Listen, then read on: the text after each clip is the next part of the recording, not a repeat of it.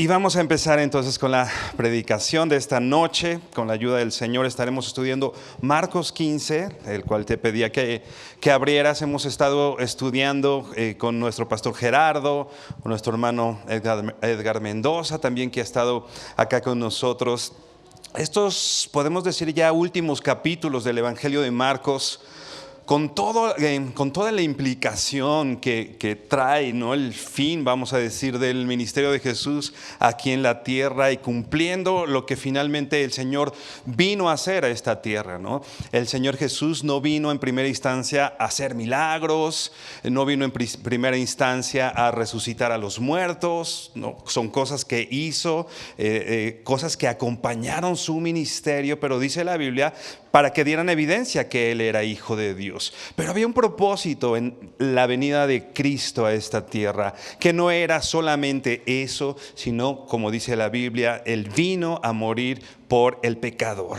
Y es lo que hemos estado estudiando. Todo el pasaje anterior, Marcos 14, que habla ya del arresto de Jesús, la traición a Jesús, como Pedro niega, después de haber estado tanto tiempo y después de haber recibido tanto del Señor, como niega a Jesús. Y no solo él, sino que todos los discípulos se echan a correr, nadie se queda ahí. Finalmente aprenden a Jesús, es llevado con un juicio falso delante no solo de las autoridades judías, sino también de las autoridades de Roma. Todo esto bajo injusticia, ¿no? Todo esto bajo juicios y testimonios totalmente falsos, pero nada que fuera ajeno al propósito y a la voluntad de Dios. Ya decíamos, Cristo vino justamente a eso, ¿no? De pronto nosotros vemos a Jesús y vemos las películas, ¿no?, que hablan de la muerte de Cristo, y hacen ver a Jesús, o nosotros lo vemos, como una especie de víctima de las circunstancias, que gracias a las mentiras o a la conspiración de los judíos, Él finalmente es llevado a la cruz. Y como decíamos, definitivamente todo lo que estuvo alrededor fue injusto y fue algo, sí, una conspiración, pero finalmente el Señor no era una víctima de las circunstancias. Dice la Biblia que Él vino porque Él quiso hacerlo, porque Él decidió hacerlo. Entonces, desde antes de Él venir, desde antes del momento de la crucifixión y del juicio falso, Él ya sabía que lo iba a hacer, y con todo decidió venir a esta tierra por nosotros los pecadores, repito, porque Él lo quiso. Y en este momento donde ya el Señor ha sido golpeado, donde ya ha sido vestido de púrpura y la corona de espinas, y lo habían escupido y hacían reverencias, pero más bien con burla hacia nuestro Señor, y dice el verso 20, después de haber sido escarnecido, lo desnudaron, ¿no? Le desnudaron la púrpura y le pusieron sus propios vestidos y lo sacaron para crucificarle. Intenta imaginar un poco, no solo la situación o el hecho de estar viendo a una persona burlada, golpeada y maltratada, sino yo me imagino, así como el nacimiento de Jesús, ¿no?, que de pronto vienen ángeles, ¿no?, y dice que cantaban y a gran voz, gloria a Dios en las alturas. Y yo creo que pasaba algo en el mundo que podría haber sido evidente, no necesariamente que lo estuvieras viendo, pero algo estaba pasando en la atmósfera, podemos decir, de gloria, de majestad. Pero ahora en este momento, que es un momento, podemos decir, de tristeza, un momento de muerte. Vamos a ver más adelante por qué digo ¿no? ¿Qué estaría pasando en el mundo? ¿Cómo estaría la atmósfera en el mundo después o a partir de estar viendo a nuestro Maestro, el Creador del cielo y de la tierra, siendo hecho hombre, ahora caminando en medio de una multitud, cargando una cruz después de haber sido maltratado? Dice el verso 21, que estaremos estudiando hoy, Marcos 15, 21, dice así: Y obligaron a uno que pasaba, Simón de Cirene, padre de Alejandro y de Rufo, que venía del campo, a que le llevase la cruz. Verso 22. Y le llevaron a un lugar llamado Gólgota, que traducido es lugar de la calavera. Y le dieron de beber vino mezclado con mirra, mas él no lo tomó. Cuando lo hubieron crucificado, repartieron entre sí sus vestidos, echando suertes sobre ellos para que se llevara, para ver qué se llevaría cada uno. Inclina tu rostro y empezamos con oración. Bendito Padre, te damos gracias por tu palabra, Señor. Esta, Señor, que discierne nuestros corazones, Señor. Esta que discierne y nos confronta con quién eres tú, Señor, y con nuestra realidad. Y yo te pido, Señor, que esta noche nuestra mente y nuestro corazón, Señor, salgan transformados, pudiendo no tener en menos lo que hace más de 2000 años pasaba en esta tierra y que hoy, Señor, es evidente y ha trascendido, Señor, a nuestras vidas, que es la muerte de tu Hijo Jesucristo, la crucifixión de tu Hijo Jesucristo. Habla, Señor, a nuestros corazones y transfórmanos. Te lo pedimos en el nombre de Jesús. Amén y amén. Ya decíamos, este momento duro, difícil para Jesús, para sus discípulos, ¿no? Ya dijimos, todos se habían echado a correr, Pedro negando a Jesús, nadie estaba ahí, habían corrido, ¿no? Y estaban como ovejas sin pastor, con miedo, todo lo que pudiera estar pasando alrededor de los discípulos y del mismo Jesús. Y él iba, dice que lo habían repartido sus vestidos, lo desnudaron y finalmente pusieron una cruz en su era tradición o era una costumbre que en esos tiempos aquellos que iban a ser crucificados cargaban la cruz, ¿no? Aquellos que iban a morir, que iban hacia donde vamos a ver más adelante, a este lugar llamado Gólgota, tomaban su cruz y caminaban y se iban dirigiendo hasta este lugar. Así, cada prisionero, incluido Jesús, se le había exigido cargar su cruz, ¿no? Era puesto en él una cruz pesada y que iba a caminar un buen tramo, una distancia importante, traspasando también las puertas de la ciudad, como vamos a ver más adelante.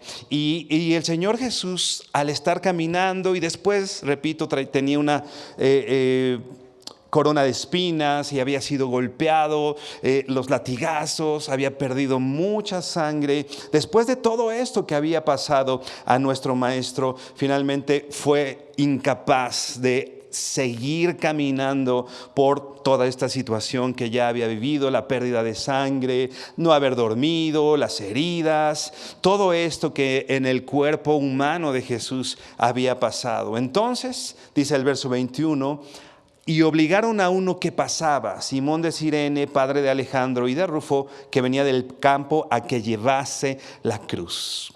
Eran procesiones en donde había, repito, mucha gente, otras personas, otros delincuentes que finalmente también iban a ser crucificados. Entonces era importante darle agilidad y no detener toda esta procesión. Es por eso que toman a alguien, ¿no? Dice Simón de Cirene, ahorita vamos a ver un poco más adelante algo acerca de él, pero bueno, lo obligan, dice la Biblia, y obligaron a uno que pasaba. No es que él necesariamente se haya ofrecido, ¿no? Que él necesariamente, yo la cargo, ¿no? No era alguien, no era un voluntario necesariamente, sino, dice aquí, lo obligaron. No sabemos tampoco mucho acerca de este hombre. Lo que sí sabemos, que veremos un poco más adelante, es que los romanos prefieren mantener a la víctima viva, ¿no? Hasta que llegue a la cruz, ¿no? Que no muera en el trayecto. Era más importante para esto. No era necesariamente que dijeran pobre Jesús, ¿no? O pobre de las personas. No estaban teniendo compasión. En realidad lo que ellos estaban buscando era que no se muriera antes de tiempo, sino que llegara ese tiempo de que pudiera ser crucificado. Entonces llaman a este hombre Simón, ¿no? Con todo lo que implicaba el obligarlo, traerlo para que no hubiera más disturbios, más revuelta en medio de esta procesión. Probablemente era alguien no necesariamente judío. Recuerda que era la Pascua. Entonces muchas personas que no eran necesariamente judías venían a la fiesta, venían a tomar la Pascua, venían de muchos lugares. Entonces probablemente era un gentil, ¿no? Porque tal vez si hubieran tomado a un judío para ayudar a Jesús, se hubiera convertido en algo, una revuelta aún mayor. Entonces, este hombre llamado Simón de Cirene es obligado, probablemente, repito, porque él era un gentil, ¿no? Esta palabra o esta Simón de Cirene en el norte de África en realidad no era alguien judío, sino, repito, era alguien probablemente que venía, de este lugar, que quizá ni siquiera su residencia estaba en ese momento ahí en Israel o en un lugar cercano, sino venía justo para este momento. No lo iba a ayudar un romano, porque para un romano era indigno ayudar a un judío y aparte acusado y llevado para la muerte. Un judío tampoco podría hacerlo necesariamente por la implicación que tenía, ¿no? Entonces, por eso es muy probable que toman a este hombre, Simón, que siendo un gentil, siendo no judío y sin ser romano, entonces es llevado también, y dice aquí, obligado. No necesariamente fue un voluntario, pero finalmente fue quien ayudó a Jesús a cargar la cruz. Dice Simón de Cirene, dice, padre de Alejandro y de Rufo, que venía del campo, que venía de las afueras. Hay diferentes posturas de quién puede ser Simón de Cirene. Como decíamos, no tenemos demasiada información, no sabemos exactamente quién era, pero lo que podemos deducir y ver con respecto a otras cartas y otras cosas que están pasando es que Marcos está diciendo de una manera, vamos a decir, un tanto familiar, padre de Alejandro y de Rufo, o sea, que era muy probablemente las personas a las cuales de primera mano iban a leer el escrito de Marcos, sabían quién era Alejandro y Rufo por la familiaridad. Muy probablemente la iglesia que ya estaba en ese entonces o cuando se escribió el Evangelio conociera o supiera o incluso conviviera con Alejandro y Rufo, ¿no? Entonces, la carta a los romanos habla justamente de un Rufo, ¿no? Que era alguien que servía al Señor, alguien que había estado ya en medio de la iglesia primitiva, ¿no? Y muy probablemente, repito, esa es una deducción, pero a la que se llega con elementos bíblicos, podemos pensar que incluso Simón de Cirene, años más adelante, cuando ya estaba fundada la iglesia, era alguien, un hijo de Dios, un cristiano, alguien que se convirtió después de este hecho e incluso su familia se convirtió. Y ahora servían sus hijos en medio de la iglesia. Es muy probable que el momento de la conversión o el momento que hizo algo el Señor en el corazón de Alejandro, ¿no? Perdón, de Simón, es el momento en que él carga la cruz. Entonces, esta cuestión de obligar a alguien a cargar la cruz, podemos pensar que si bien fue algo a lo que estuvo en un principio obligado Simón, fue algo que finalmente resultó como algo benéfico para él. En la soberanía de Dios y sabiendo que al Señor no se le escapa absolutamente nada, Él sabía, ¿no? quién era Simón. Quizá nosotros no sabemos muy bien, no sabemos mucho acerca de él, pero el Señor no lo ignoraba. Y el Señor, en su misericordia, entre comillas, lo obliga a cargar la cruz de nuestro Maestro, y esto muy seguramente produce o trae un fruto no solamente en él, sino también en su familia de fe y de salvación, ¿no? Así que vemos En todo esto, la mano del Señor, vemos en todo esto cómo el Señor ha transformado familias y usando hechos quizá cotidianos o hechos que tal vez nosotros no consideremos tan importantes, pero que el Señor ha usado para atraer a los escogidos. Hace ratito yo recordaba y hace un par de semanas el pastor Gerardo nos enseñaba y con respecto al capítulo, justo el capítulo anterior, que está hablando de Simón Pedro, ¿no? ¿Y qué hizo Simón Pedro? Negar a Jesús. Irse y decir no lo conozco y decir hasta ya unas peladeces para que no lo reconocieran con un cristiano, ¿no? A mí me llama mucho la atención como justo versos más adelante, pocos versos, un capítulo más adelante, vuelve a aparecer el nombre, Simón.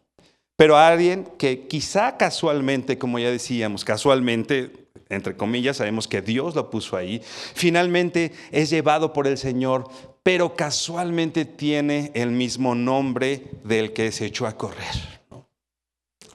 Casualmente, un Simón huyó, que era amigo de Jesús, que era discípulo, que había recibido un montón de cosas, enseñanza, había visto la alimentación de 5,000 personas, había visto el ministerio de Jesús. En este momento, ¿qué hizo? Se echó a correr. Y otro Simón que no sabía ni qué onda, gentil, ¿no? De pronto toma el lugar de Simón Pedro. Dice Spurgeon, haciendo un comentario justamente hablando de este hecho, llama mucho la atención esta cuestión del nombre, pero dice, su nombre era Simón. ¿Y dónde estaba este otro Simón? Dice Spurgeon, qué reprimenda silenciosa, pero fuerte sería para Simón Pedro, para Simón hijo de Jonás, decirle, ¿dónde estabas? Otro Simón ha tomado tu lugar. A veces los siervos del Señor están hacia atrás o se hacen para atrás, donde se espera que estén hacia adelante. Y Él, Dios, encuentra otros servidores para el momento. Si esto nos ha pasado alguna vez, debería reprendernos suavemente mientras vivamos. Hermanos y hermanas, mantengan sus lugares y no dejen que otro Simón ocupe su lugar. El Señor va a tomar siervos como lo hizo con Simón de Cirene, ¿no? Esta es la obra del Señor.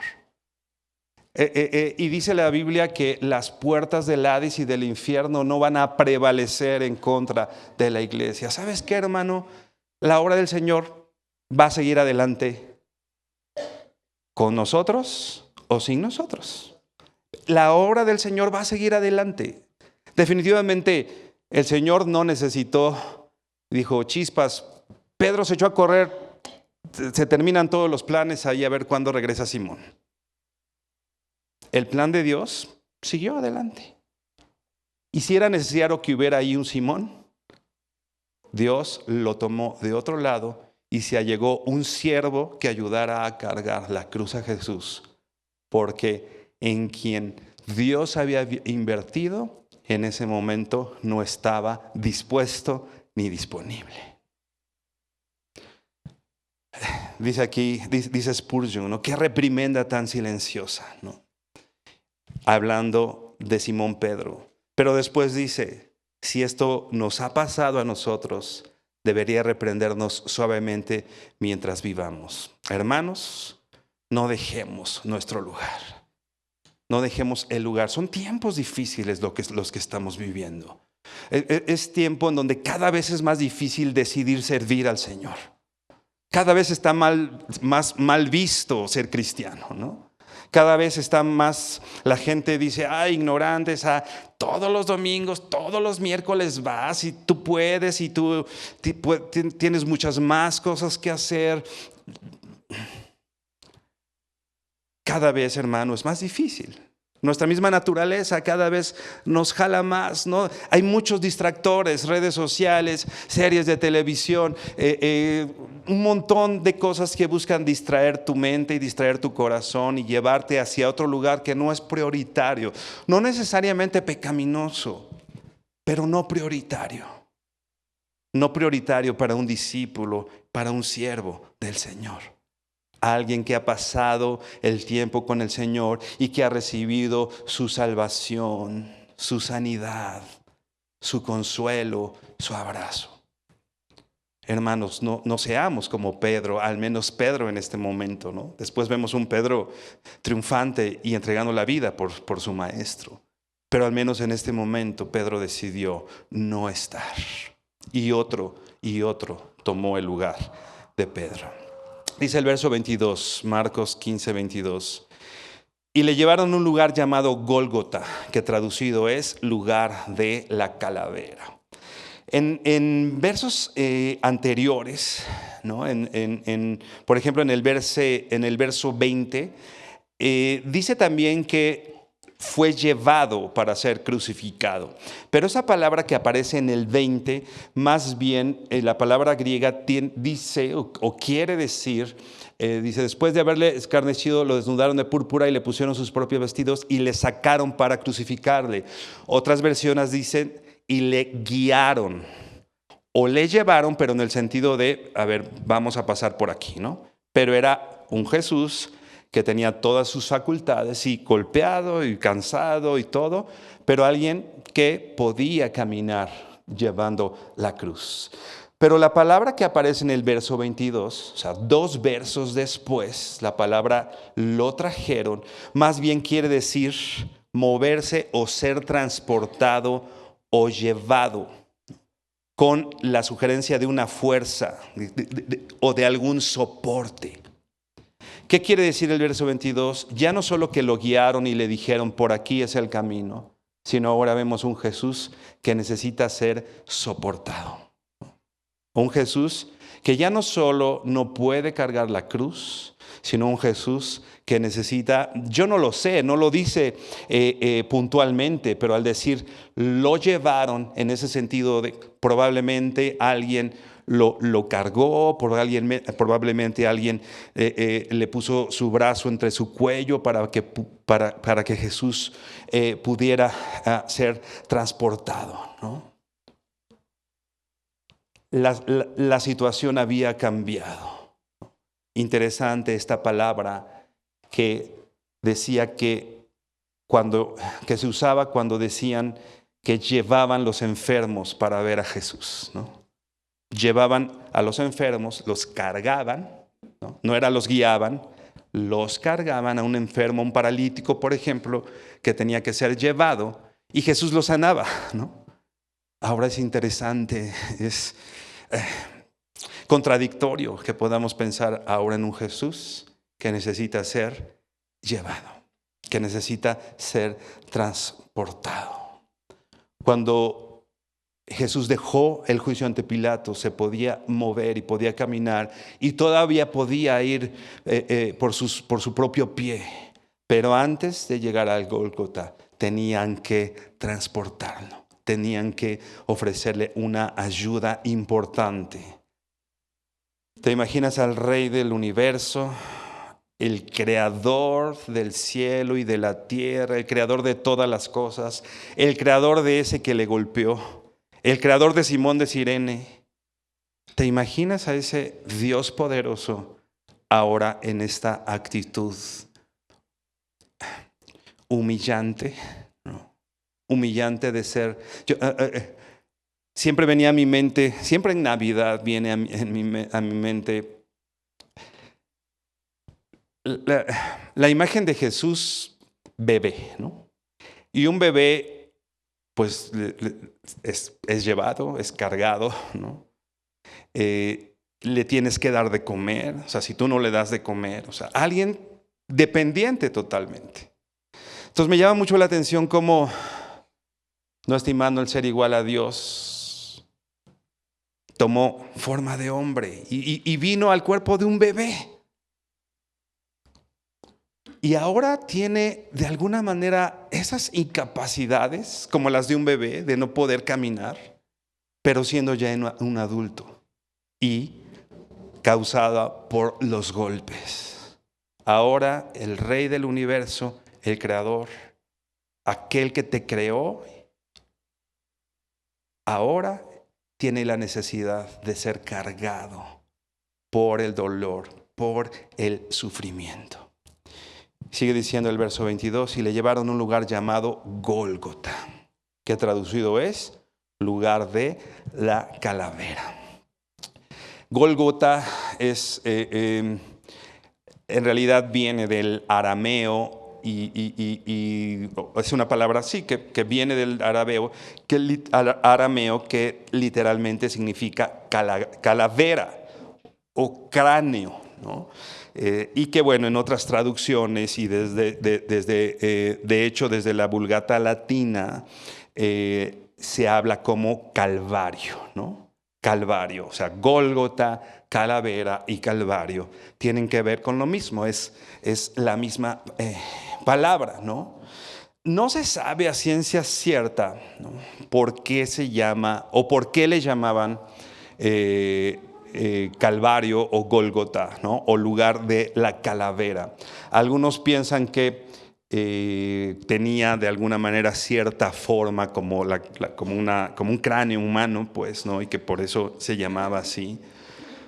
Pero muchos otros historiadores dicen que porque había muchos cráneos, ¿no? Había matado a muchas personas ahí, entonces al haber tantos cráneos y todo, le pusieron el nombre de la calavera, ¿no? Una colina donde no había mucha vida, más bien era un lugar totalmente relacionado a la muerte, porque cualquiera que fuera el origen de la palabra Gólgota, es un lugar totalmente vinculado a la muerte, ¿no?, a la muerte, y no solo una muerte, vamos a decir, normal, sino una muerte infringida por sufrimiento, por crucifixión, ¿no?, por dolor, ¿no?, y un lugar de vergüenza pública, ¿no? Los que morían ahí no era que murieran con honores, ¿no? No era que murieran siendo reconocidos, ¿no? Los que morían ahí, en realidad, el hecho era ponerlos en una colina muy alta para que todos vieran su vergüenza, ¿no? Para que todos vieran que habían sido delincuentes, que los encontraron y que finalmente estaban pagando con su propia vida, ¿no? Y eran personas totalmente expuestas. Lo llevaron, lo cargaron hasta este lugar de muerte. Es llevado, nuestro Señor, nuestro Maestro, es llevado. Ahora no solo es cargado por la necesidad que Él tenía en su cuerpo, sino a donde es llevado es a un lugar de muerte, un lugar de vergüenza. Ahí llevaban al Señor. En sus fuerzas humanas, Él no podía caminar hacia este lugar, un lugar de deshonra, como ya decía, fuera de las puertas de la ciudad. Y me recuerda mucho Hebreos, ve por favor Hebreos 13. Hebreos 13, verso, vamos a leer desde el 11.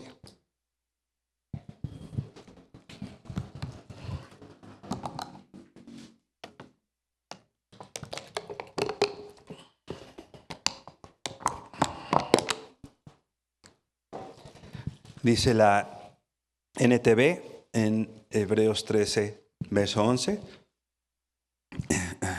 El autor de los Hebreos dice así: bajo el sistema antiguo, el sumo sacerdote llevaba la sangre de los animales al lugar santo como sacrificio por el pecado, y los cuerpos de esos animales se quemaban fuera del campamento. Esto pasaba en el Antiguo Testamento, en el Antiguo Pacto, dice así, y los animales, para ser quemados, los cuerpos de los animales que habían servido para el sacrificio, eran llevados fuera del campamento. por todo lo que implicaba. Recuerda que un cuerpo muerto en el Antiguo Testamento era algo que ellos ni siquiera podían tocar, era algo totalmente que causaba repulsión, y entonces por eso no lo hacían dentro de la ciudad, por todo lo que implicaba. Eran llevados fuera del campamento, ¿no? Otra vez, lugar de vergüenza, lugar donde eran evidenciados porque eran cuerpos o cosas que el pueblo no quería tener en medio de ellos. Así fue sacado nuestro maestro de la ciudad. Dice el verso 12: de igual manera, Jesús sufrió y murió fuera de las puertas de la ciudad para hacer santo a su pueblo mediante su propia sangre. Murió fuera de las puertas de la ciudad, repito, lo que implicaba que fuera echado fuera, que fuera llevado afuera por toda esta deshonra, por todo esto que los judíos tenían en mente cuando había alguien con sangre, alguien muerto en medio del pueblo.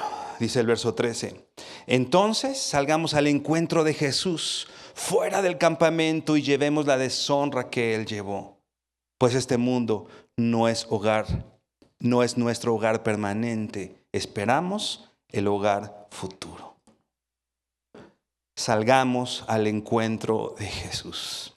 Pero si te fijas, no está diciendo salgamos al encuentro de Jesús a un lugar de honra, a un lugar de comodidad, a un lugar donde te vas a sentir muy bien. Dice aquí que Él fue llevado y sufrió afuera, ¿no?, para hacer santo a su pueblo. Pero dice, ahora tú sal al encuentro de Jesús a ese lugar, fuera del campamento, ¿no?, donde no hay quizá comodidad, donde quizá estén hablando mal de ti, donde quizá un lugar que esté ligado al sufrimiento. Y dice, y llevemos la deshonra que Él llevó. Llevemos la deshonra que Él llevó.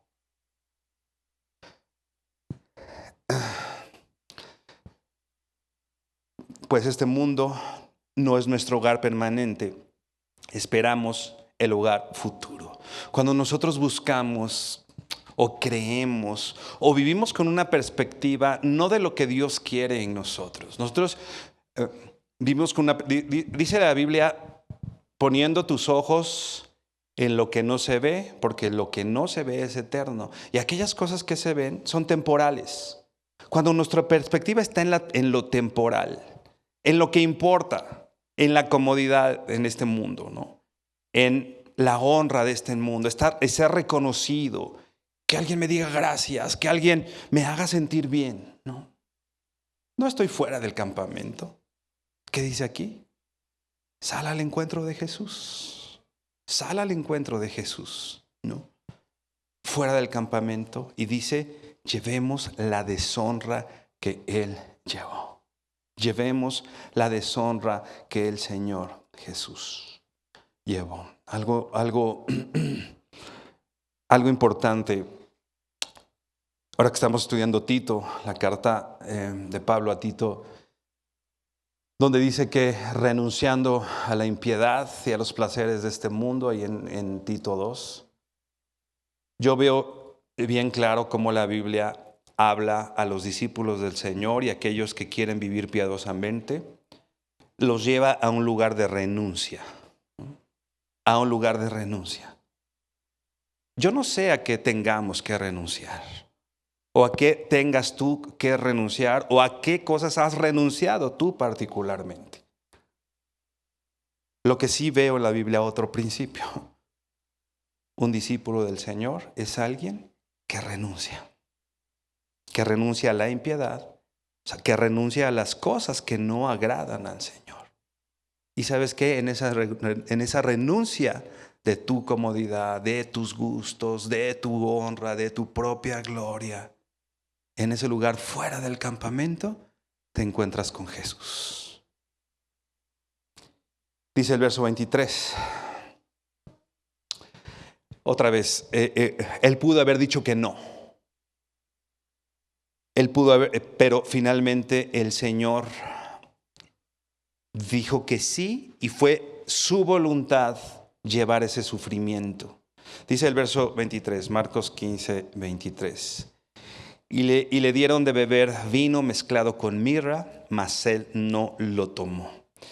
Era común que las mujeres en ese tiempo le dieran esta bebida, ¿no? Este vino mezclado con mirra y algunas especias, algunas hierbas a los que iban a morir, porque era un anestésico, ¿no? Y yo cuando hacía un poco la investigación de esta cuestión de un anestésico, sí, es como un anestésico, pero no solo como un anestésico, vamos a decir, normal o liviano, sino que se le daba, era algo muy parecido a una droga, ¿no? Que evitaba que sufrieras, ¿no? Hay ciertas drogas que la gente al estar bajo los efectos de estas ya no sufren tanto, ¿no? No les duele, no sienten tanto frío, por ejemplo, no sienten tanto dolor. Entonces esta mezcla que les daban era algo que hacía que los moribundos o aquellos que estaban sufriendo mucho aliviaban su dolor, ¿no? Ya dejaban de sentir, vamos a decir, el dolor que estaban padeciendo, ¿no? Por eso la Biblia dice que le den estas sustancias, por ejemplo en Proverbios dice, al que tiene el amargado su ánimo, dales estas cosas como para anestesiarlos un poquito, ¿no? Es un poco lo que hace el alcohol, ¿no? Como que anestesia sobre ciertas cosas. Pero dice aquí, mas él no lo tomó. Pues él no lo tomó. Y leyendo algo también de Spurgeon, déjame leértelo. Dice, fue por amor al sufrimiento que rechazó la copa de vino. O sea, Jesús amaba el sufrir. Jesús quería sufrir y era algo así como una especie de masoquista que quería sufrir. Por eso no se tomó esta cuestión que pudo haber evitado que él sufriera tanto. Dice, no, Cristo no tenía amor por el sufrimiento. Tenía amor por las almas. Pero como nosotros nos alejamos del sufrimiento, Él también se alejaba del sufrimiento. Entonces, ¿por qué sufrió? Dice Spurgeon, por dos razones. Porque este sufrimiento al máximo fue necesario para la finalización de la expiación que salva al máximo.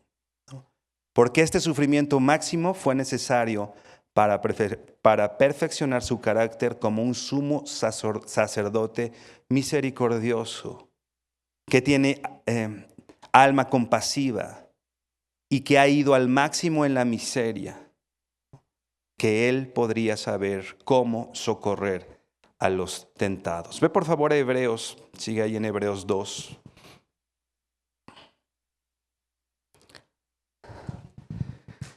Muy probablemente, más bien Jesús lo rechazó para tener su mente clara estando en la cruz, porque él quería soportar el dolor, porque eso implicaba, su dolor implicaba nuestra salvación. Dice Hebreos 2, verso 9, también te lo leo en la NTV. Hebreos 2, 9 dice, no obstante, lo que sí vemos es a Jesús, a quien por un poco de tiempo se le dio una posición un poco menor a los ángeles. Y debido a que sufrió la muerte por nosotros, ahora está coronado de gloria y honor. Sufrió la muerte por nosotros. Dice también la carta a los hebreos más adelante, no lo vamos a ver por falta de tiempo, pero dice, él sufrió por el gozo puesto delante de él, ¿no? Él sabía que había un gozo mayor del sufrimiento que él estaba viviendo y puesto sus ojos en ese gozo fue que pudo atravesar el sufrimiento. Y dice aquí, y debido a que sufrió la muerte por nosotros, ahora es coronado de gloria y honor. Efectivamente, por la gracia de Dios, Jesús conoció la muerte de todos. Dice el verso 10. Dios, para quien y por medio de quien todo fue hecho, eligió llevar a muchos hijos a la gloria. Convenía a Dios que mediante el sufrimiento hiciera a Jesús un líder perfecto, apto para llevarlos a la salvación. ¿Qué es lo que hizo, de acuerdo a Hebreos, apto a Jesús para llevarnos a la salvación? Dice, el sufrimiento. El sufrimiento. El apóstol Pablo dice lo mismo cuando no recuerdo en qué carta, pero él lo dice claramente, no sufran mucho por mí. Y dice, porque yo estoy en la cárcel y yo estoy sufriendo, pero debes saber que mi sufrimiento implica su gozo, porque a mí me metieron a la cárcel por predicar el evangelio y eso es bueno para ti, ¿no? Y finalmente es lo que de alguna manera está pasando Jesús. Mi sufrimiento implica salvación para ti. Por eso yo no quiero un narcótico que me alivie el sufrimiento. Porque el sufrimiento tan profundo que llevó Jesús en la cruz habla de todo el amor que el Señor tiene por ti. Y por la grandeza de nuestros pecados. Nuestros pecados son y fueron tan grandes que implicaron este sufrimiento en Jesús. Por eso cuando nosotros decimos, hay un pecado chiquito, no, esto pues nada más. ¿En serio? O sea, platícale eso a Jesús ahorita, ¿no? Platícale que tu pecado no importa, que es poca cosa. Hermano, nuestro pecado, mi pecado, llevó a Jesús a la cruz. Y Él, con su sufrimiento, dice esta versión, se hizo un líder perfecto, apto para llevarme a la salvación. Ve al capítulo 4 de Hebreos. Hebreos 4, verso 14. Dice, por lo tanto, ya que tenemos un gran sumo sacerdote que entró en el cielo, Jesús, el Hijo de Dios, aferrémonos a lo que creemos. Nuestro sumo sacerdote comprende nuestras debilidades, porque enfrentó todas y cada una de las pruebas que enfrentamos nosotros. Sin embargo, Él nunca pecó. Así que acerquémonos con toda confianza al trono de gracia de nuestro Dios. Allí recibiremos su misericordia y encontraremos la gracia que nos ayudará cuando más la necesitemos. ¿Te das cuenta que su sufrimiento lo hace parecido a nosotros? Él tomó nuestro lugar y Él se hizo como uno de nosotros. Renunció al ser igual a Dios como cosa que aferrarse, sino que se hizo un hombre. Y después de hacerse un hombre, se hizo como un siervo. Y después fue una muerte y muerte de cruz. Él, para acercarse a nosotros, se hizo como uno de nosotros. Y dice aquí, ¿no? Nuestro sumo sacerdote, verso 15, comprende nuestras debilidades porque Él enfrentó todas y cada una de las pruebas que enfrentamos nosotros. O sea, en su sufrimiento, Él puede entender lo que tú estás viviendo en esta tierra. Verso 24 dice, cuando lo hubieron crucificado, de Marcos 15, 24, dice, cuando lo hubieron crucificado, repartieron entre sí sus vestidos, echando suertes sobre ellos, para ver qué se llevaría cada uno. Cuando lo hubieran crucificado. Marcos no da mucho detalle de la crucifixión en sí, ¿no? Nada más dice cuando lo hubieron crucificado. Algunos grandes teólogos dicen que los judíos y la gente de este tiempo sí tenía muy claro lo que era una crucifixión, ¿no? Así que no tenían que darle demasiada explicación de qué era una crucifixión, porque ellos sabían lo que era, quizá la habían visto o sabían muy de cerca qué era una crucifixión. Por eso Marcos no da algo demasiado detallado. Lo que sí sabemos de las crucifixiones es esto. Por ejemplo, el escritor romano Cicerón dice que era el más cruel y horrible de los castigos. Y dice, aunque los romanos no inventaron la crucifixión, la perfeccionaron como una forma de tortura y pena capital que fue diseñada para producir una muerte lenta con el máximo dolor y sufrimiento.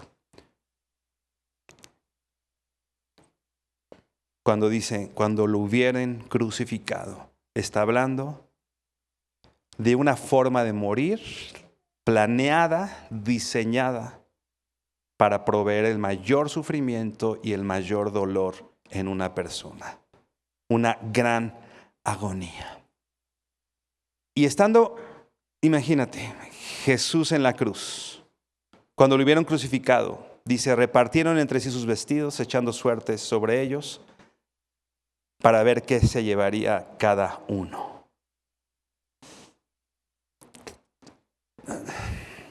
No sé si te llama la atención lo mismo que a mí en este verso.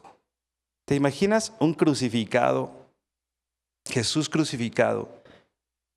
Y, a ver su ropa, ¿quién se la queda? O sea, finalmente se cumple la profecía y vamos a leer un poquito más adelante, ¿no? Aquellos soldados que estaban cuidando que se llevara a cabo la crucifixión, ¿no?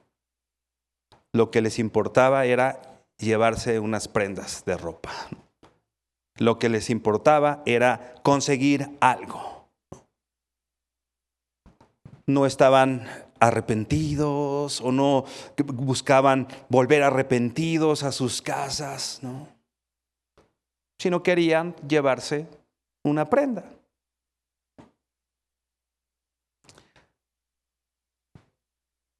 El sacrificio de Jesús, la crucifixión sigue totalmente vigente, ¿no? Y esto está como un mensaje en tu Biblia y en la mía para recordarnos la obra de Cristo por el pecador. ¿Y cuántas veces nosotros llegamos a la iglesia y lo que queremos es nada más llevarnos un manto que nos abrigue? Y ahí está Jesús, pero nos vamos y le damos la espalda. No nos importa Jesús, nos importamos nosotros, ¿no?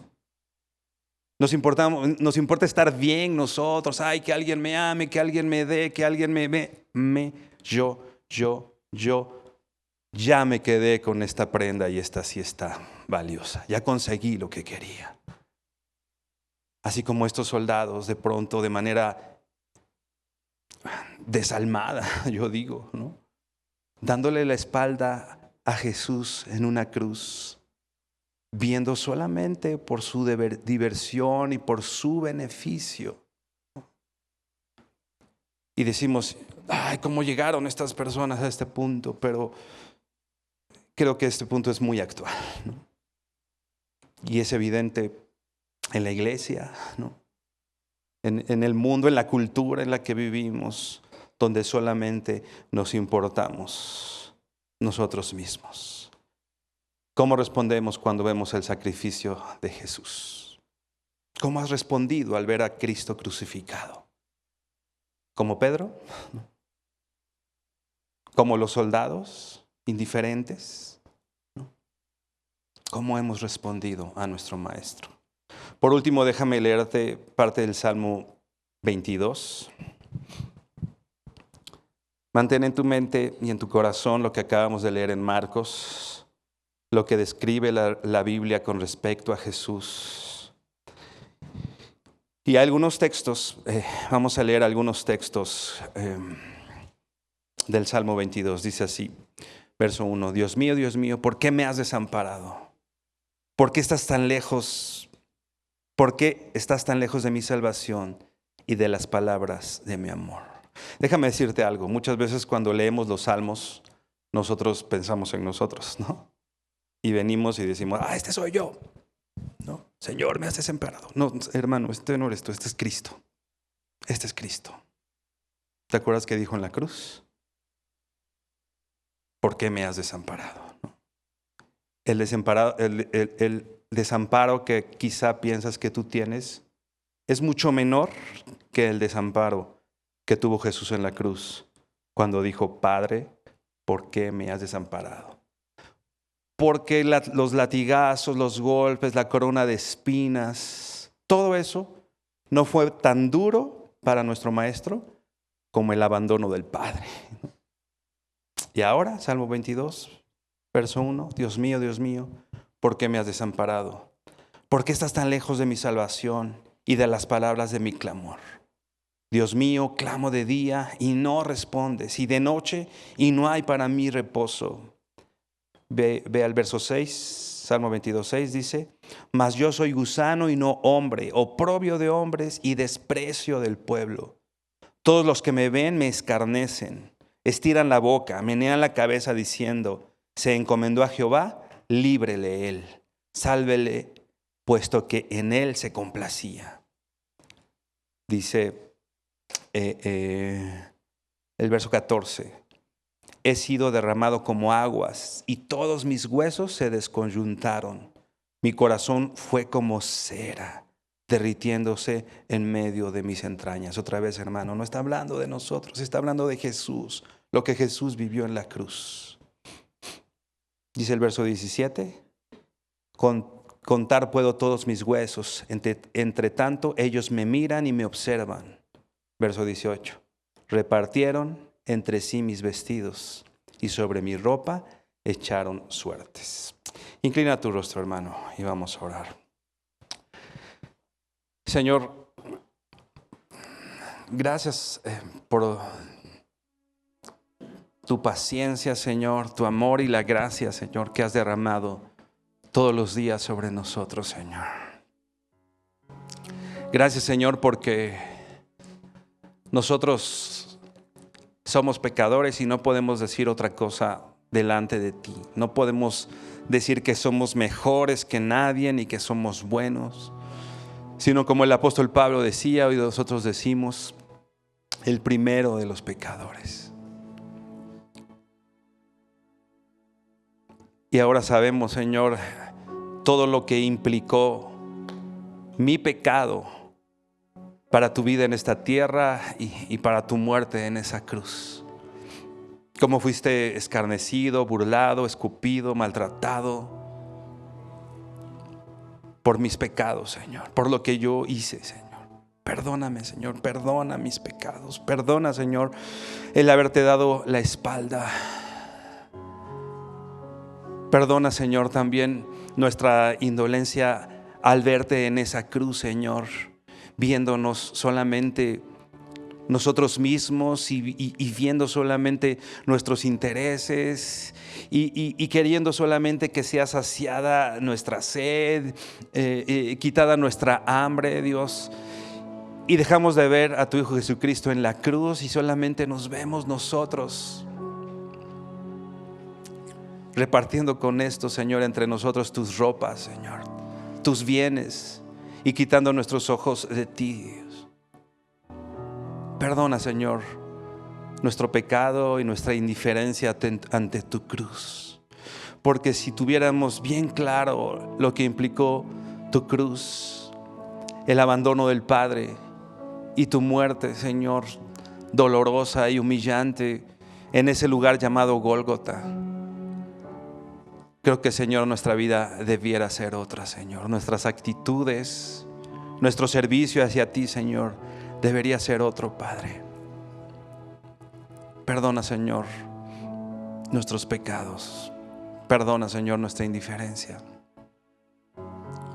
Y queremos, Señor, con todo nuestro corazón darte toda la honra y toda la gloria.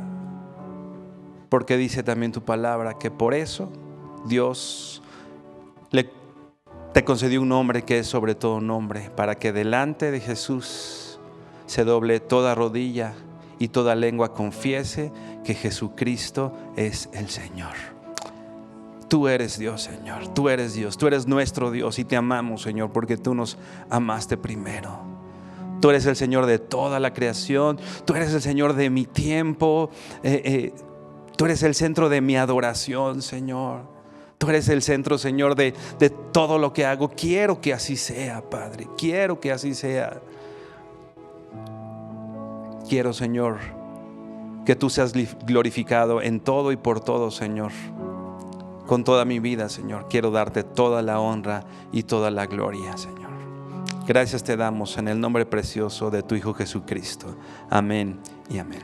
¿Qué tal? Me da muchísimo gusto saludarles y quisiera simplemente comunicarles que gracias a todos ustedes a través de todas las naciones en el mundo que aman la palabra de Dios y que realmente están interesados en que nosotros como organización Vida Nueva para el Mundo continúe predicando el Evangelio de la gracia de Jesucristo, podamos nosotros continuar haciéndolo gracias a sus donaciones. Este año cumplimos 46 años de ministerio. 46 años donde hemos predicado, pensamos y consideramos de una forma fiel el Evangelio, la sana doctrina de Jesucristo. Nosotros, con todas estas donaciones, tenemos que sostener pastores, misioneros, obras, equipos de televisión, y aún continuamos buscando la manera de poder elevar este ministerio. Hasta este momento, quiero que ustedes estén enterados, no tenemos una sola propiedad. Y así hemos trabajado durante 46 años porque le damos la importancia a la evangelización, a las misiones y también a los hombres de Dios para levantar más pastores. Le damos las gracias, que pueda Dios con su gracia tocar sus corazones y que puedan ustedes invertir en un terreno donde es fructífero, porque creemos que hemos producido bastante buen fruto para la gloria de Dios. Gracias por sus aportaciones y por las donaciones que sabemos ustedes continuarán haciendo para que podamos continuar siendo fieles en la predicación del Evangelio de la gracia de Dios. Que Dios les bendiga.